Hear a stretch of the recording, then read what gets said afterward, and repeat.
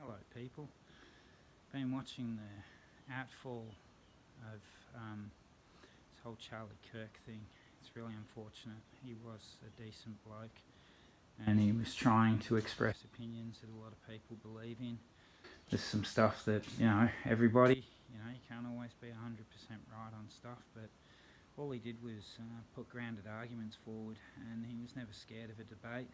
He was always happy to have conversations with people, concede where points made sense.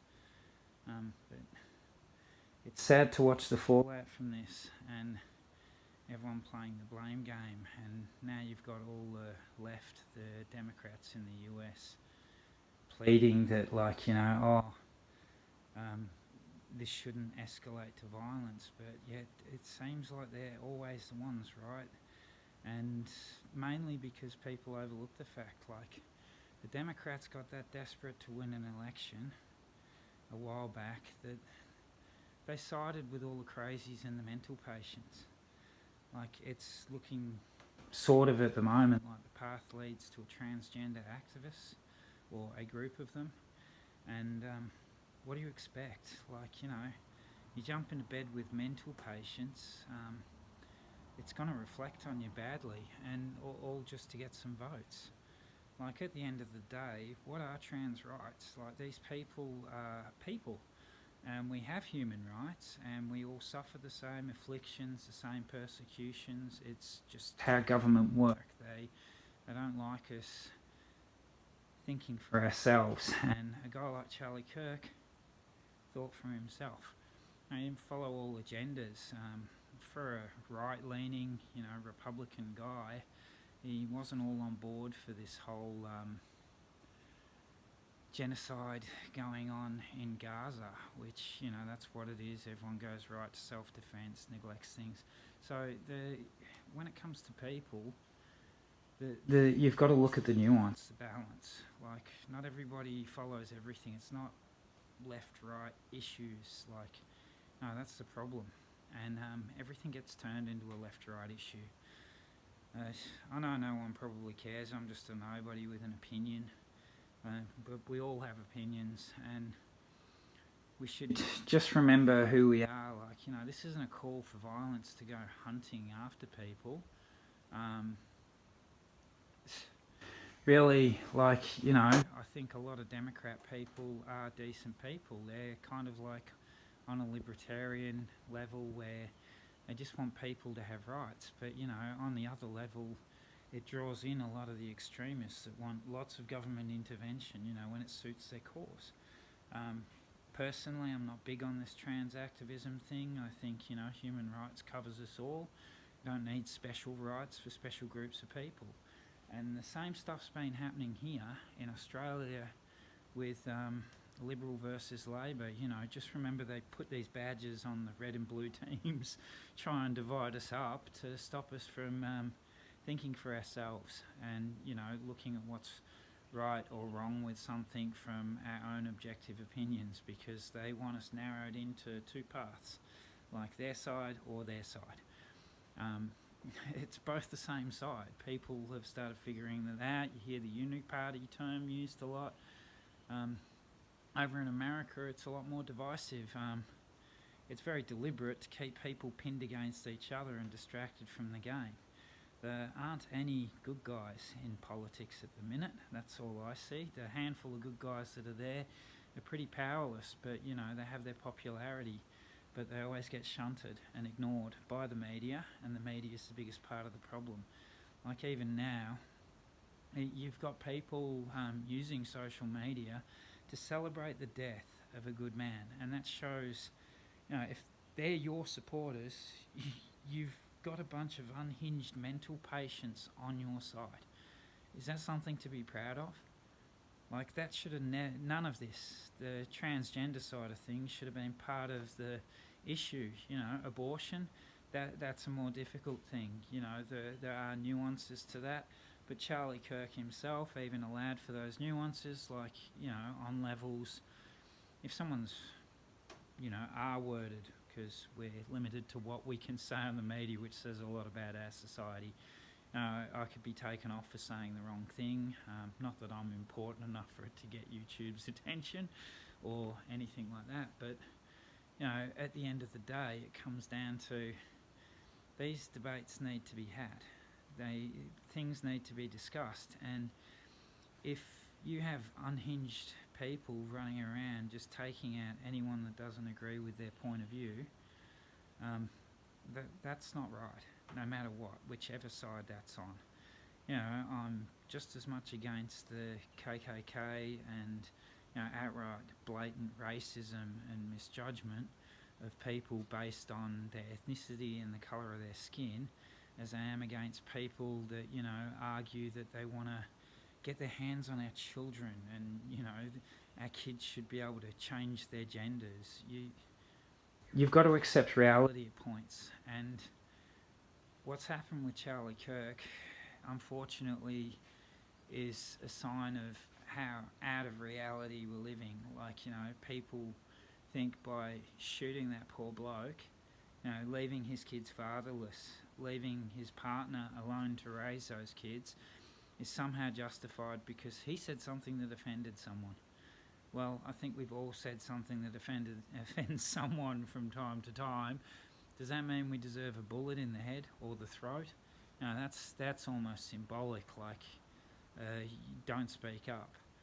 I think this is a really interesting one, and America being America, it leaves you to wonder, how much of this is a lone activist and how much of it is pre-set up. Like a comment I've made is these people claim they want gun reforms in the US, they want to ban people from having weapons. They certainly like using weapons to get their point across.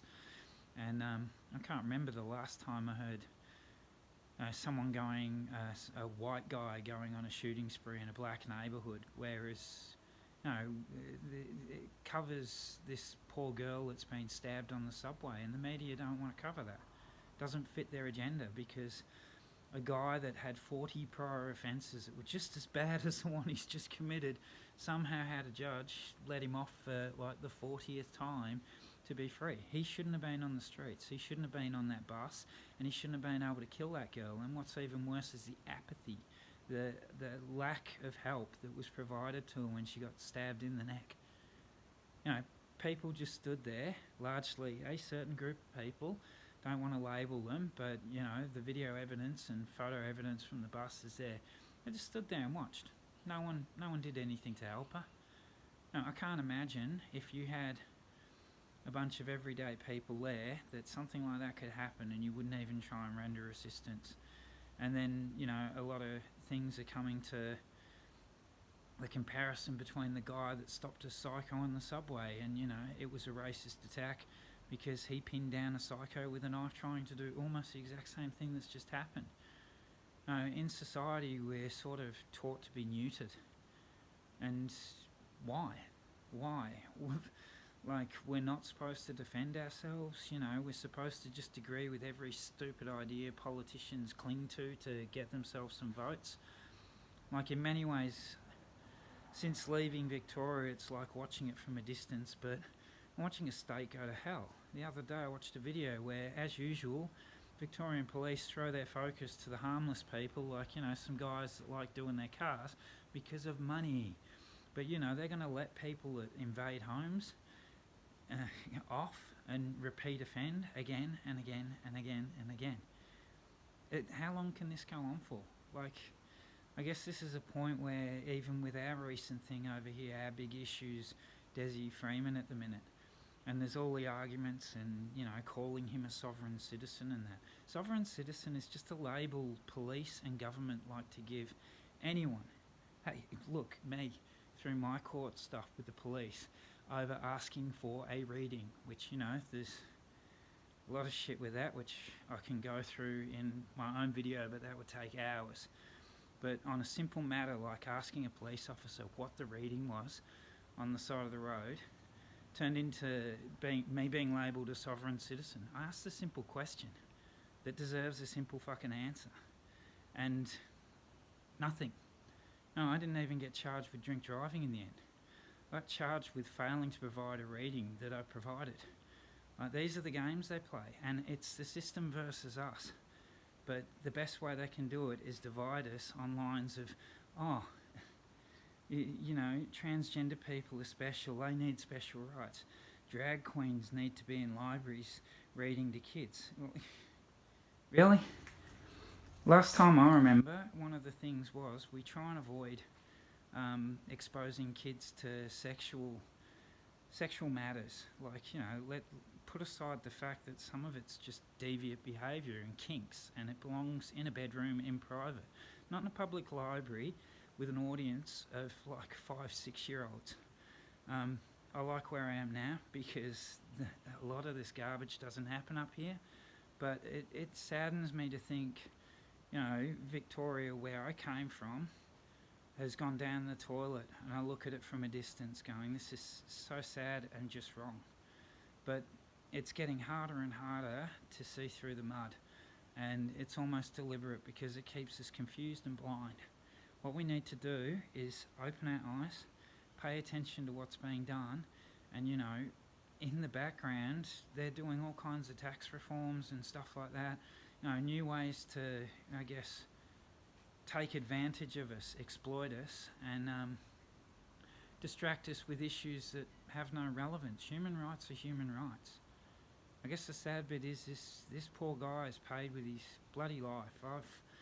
I've seen videos of his, and I can't say I disagree with him. A lot of what he argued was logic. But, you know, does that mean I deserve to be shot when I'm walking down the street? No, because, you know, I have my gripes against police, and I have my gripes against that community. So, you know, am I going to have some LGBTQ copper shoot me because I have an opinion on what they choose to do in the bedroom or in public? Like, you know, some things we don't need to know. It's private.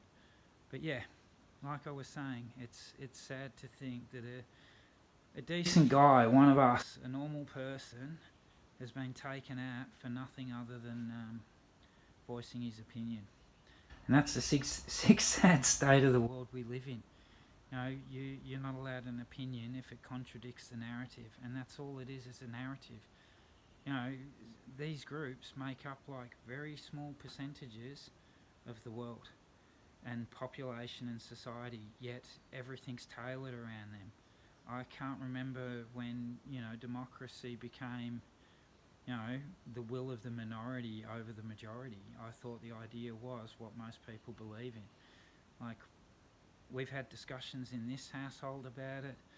Like, you know, we won't have a referendum on politicians' pay or any of the things that affect all of us as a whole, but we can have a narrative of gay marriage and hold a national referendum for what equates to like 2 to 5% of the population. I don't care.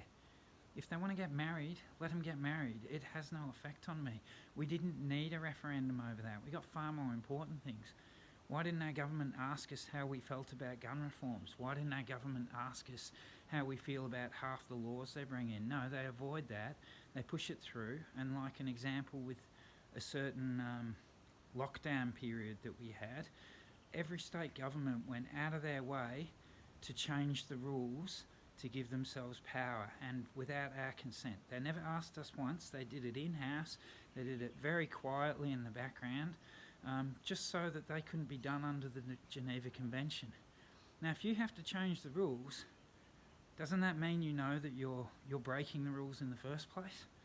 And then to claim that, you know, it's the law, it's the law, it's the law. I know people that lost their jobs, their houses, their businesses, all because politicians wanted to play a power game. There's a lot more I could say on this, but it's gotten long enough, and a certain little someone needs my attention, so I've got to go pay attention to her, because regardless of all the garbage in the world, little people, life goes on. Can you stop?